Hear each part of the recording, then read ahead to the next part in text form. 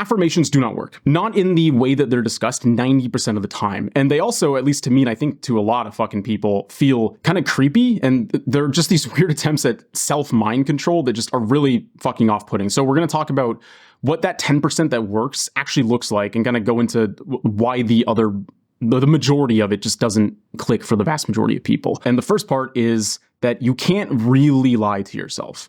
So a lot of affirmations end up being just, it would be nice ideas, right? So it's ideas like, I love myself, or I am empowered, or I will be successful. So they're not really affirming anything. It's just kind of you stating your wishes out loud. You're making statements about what you wish was true about yourself, and then hoping that repeating that enough will eventually make it true. It's really hard to lie to your own brain.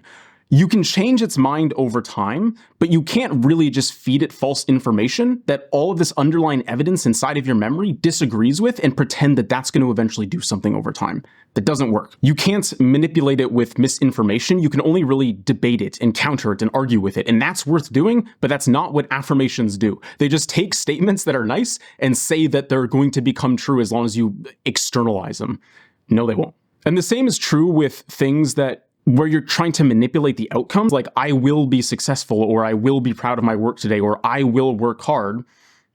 Okay, well, that's not going to work depending on two really big factors, which is one, do you actually have the skills to do that? If I say to myself, okay, I will focus today, I will be productive, just affirming to yourself that that's what you want to do and that's what you want to happen doesn't change at all if that's something that you can actually do. Because being able to focus determines on a whole bunch of skills that allow you to be able to focus. It determines on all the other things that make you distractible. So this is where they're most fucking obnoxious to me, because they feel as if they're trying to pretend that as long as the intention is really, really strong and you affirm to yourself that you want to do it, that all of a sudden you have the ability to do it. It might sort of help manipulate your determination in small windows, but most of the reason we're failing at doing things we want to do in our life is because we don't really have a good way about going about it. So strengthening the intention through an affirmation, at least the idea is that you're strengthening the intention, just doesn't fucking work. And I see no reason to think why it would work,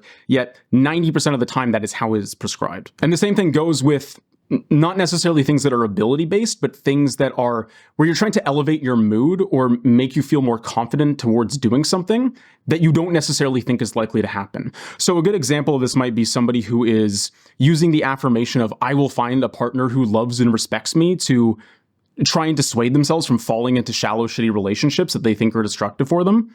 Okay, but what if you don't actually think that's likely? What if deep down, you really feel like you're never going to find somebody? You think that the odds are stacked against you. You think that it's a hopeless idea. So, even when it's not skill-based, if it's about sort of confidence-based, because you're trying to use that as a way to resist behaviors that you don't want to do anymore, the underlying belief is what's going to determine whether you fall back into those traps or not. It's not going to be how good you are at taking this idea and putting it into a quote that apparently makes you resistant to all shitty relationships, and that's been a big struggle of yours. You have to actually work through the issues that are making this affirmation feel like it's so fucking necessary.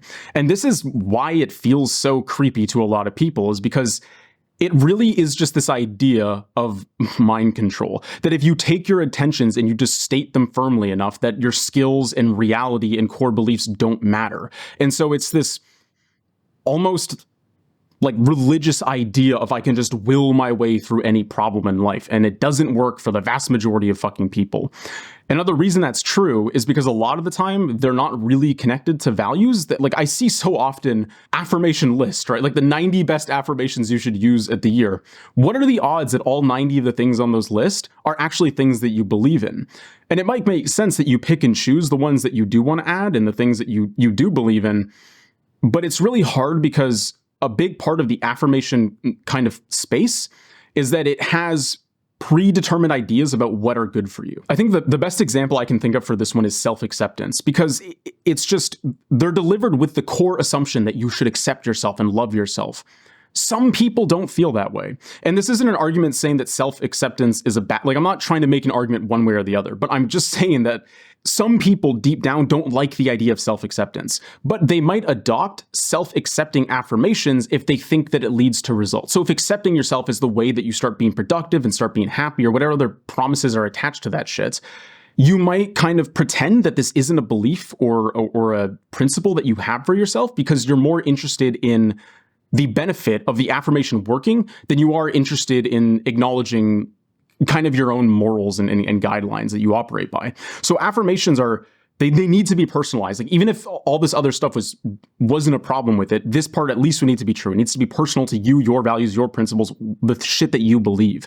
And affirmations are so tied up in this absolute value and these absolute results that we almost never get to that stage. So, the idea of list of affirmations is really funny, but it's really common, right? You're given specific things that you're supposed to say about yourself. And you have to actually determine if those are things that align with kind of how you feel about stuff. So doing creepy mind control doesn't work. Doing things that aren't personal to you doesn't work. And lying to yourself doesn't work. So what is it about affirmations that makes them valuable? So here's what an affirmation does actually work. It needs to remind you of shit that is true. So if you're going to have an affirmation that trying to asserts your competence to do something. Let's say that you want to stay really committed towards a side project and you always wane off and you feel like you need that confidence and that reassurance that if this is something that you can actually execute, you would build evidence for your ability to actually succeed at this side project and then affirm in a way that reminds you that evidence is true. So an affirmation like, I have the skills necessary to complete the side project works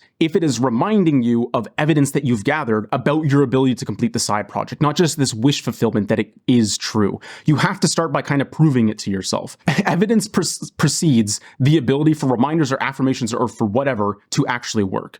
So does argumentation, like I was talking about earlier. You can't mind control yourself. You can convince yourself. They also make sense for maybe necessarily not things that you need evidence for, but for behaviors that you need to remind yourself are better than what you're doing. So if you set up an affirmation for something such as, instead of, scrolling on TikTok all day, I'm going to do this instead. Okay, that's a good thing. You can use affirmations to set up triggers for yourself so that when you're doing something that you don't want to do, the affirmation kind of works to help you more easily remember what it is you want to be doing instead. So affirmations are good at reminding you of the behaviors that you want to do when they don't quite come naturally to you, and they're good when there's evidence behind them. They're also, of course, good when they are just following your actual values and principles and all the stuff I talked about earlier. So I think that the more practical word to describe this is reminder. And it's not because affirmation is a technically bad word from this. It's because I think you should just separate yourself from all of the shitty versions of affirmations that are now inherently tied to the word affirmation itself. When you think of affirmation, you're going to think of all the creepy mind control quotes. So just use the word reminder, and that's something that can actually work for you. But the way that it's kind of discussed in culture and the way that I see it get, suggested online is just not going to work. It's not. That's everything I have to say about it. So now's the part where I beg for you to like and subscribe and do all the other things that people convince you to do so their videos perform better. You can look at my website to learn more about what I do, and thanks for watching.